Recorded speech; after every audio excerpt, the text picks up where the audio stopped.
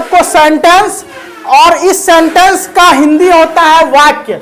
आप बचपन से ही गाय पे लेख लिखते होंगे, कभी भी कोई टीचर को बोलता होगा कि गाय पे लेख लिखो, तो आप लोग लिखते होंगे गाय हमारी माता है, इसके 4 पैर होते हैं और यह दूध देती है, इसके दूध से खीर, दही, सेवई, बहुत सारे चीज बनाया जाता है, और इसके गोबर से खाद तैयार होता है, साथ ही गोईठा भी बनता है जिससे कि ईंधन में काम आता है जलाने का। तो ये सारा चीज आप गाय पे लेख लिखते थे बचपन में। और अब इसको समझना है कि व्हाट इज सेंटेंस, सेंटेंस क्या है। शायद आपको पता नहीं होगा, आज बताते हैं। A sentence is a group of word, ये शब्दों का समूह होता है। जैसे उदाहरण के लिए हम लिखे हैं एक word, I am a teacher, मैं एक शिक्षक हूं। तो आई एक वर्ड है, एम भी एक वर्ड है, ए भी एक वर्ड है, और टीचर भी एक वर्ड है। 4 वर्डों को मिलाएं तो क्या बन गया? तो शब्दों के समूह को वाक्य कहते हैं। शब्दों को समूह को कोई भी कभी भी आपसे कोई पूछेगा कि वाक्य किसे कहते हैं, सेंटेंस किसे कहते हैं, तो आप क्या बोलेंगे? गलत हो जाएगा। जैसे ही ये बोलेंगे, हाँ क्या बोल रहे हैं? हाँ, उसका अर्थ निकलना चाहिए और वो क्रमबद्ध तरीके से होना चाहिए। इसीलिए देखो इसके बाद लिखा है, a sentence is a group of word that express, जो दर्शाता है क्या?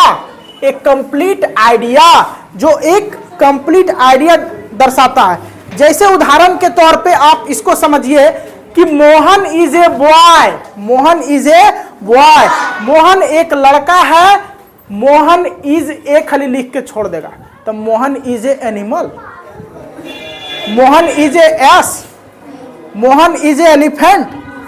तो जब इस तरह से लिख के छोड़ देगा मोहन इज ए, तो ये एक इनकम्प्लीट सेंटेंस है, ये सेंटेंस नहीं कहलाएगा, क्योंकि यहां पे एक क्वेश्चन मार्क लगा हुआ, व्हाट इज मोहन, मोहन क्या है। दूसरा, सी गिव मी द लेटर, वो मुझे पत्र दी, और यहां पे इतना लिख के छोड़ देगा सी गिव मी द, तो ये एक कंप्लीट सेंटेंस नहीं है।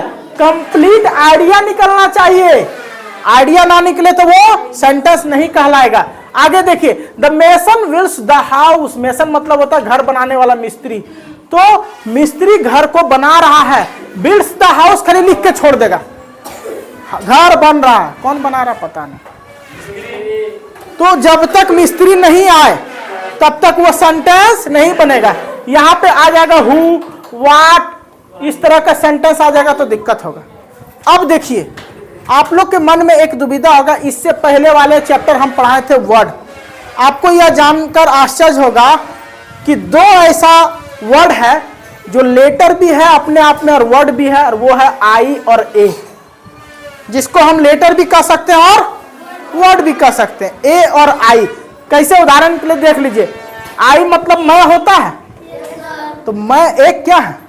वर्ड है, मैं एक वर्ड है। वही आई एक लेटर भी है जो वोवेल के अंतर्गत आता है।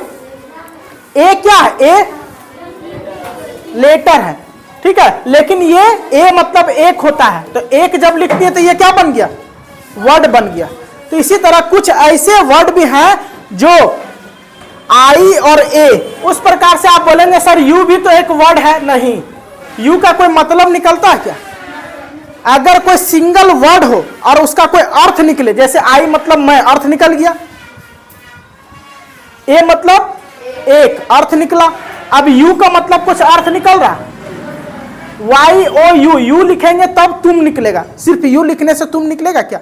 आई एक लेटर भी और एक वर्ड भी है, ए भी एक लेटर और एक वर्ड है। कभी भी दुनिया का कुछ भी आपको लिखना हो, वाक्य, पैराग्राफ या कहानी, कविता, कुछ भी लिखना हो तो ये सेंटेंस का मदद से ही लिखते हैं। तो उम्मीद है कि सेंटेंस चैप्टर आपको समझ में आया होगा। अगला चैप्टर हम पढ़ाएंगे आप सबको पार्ट्स ऑफ स्पीच।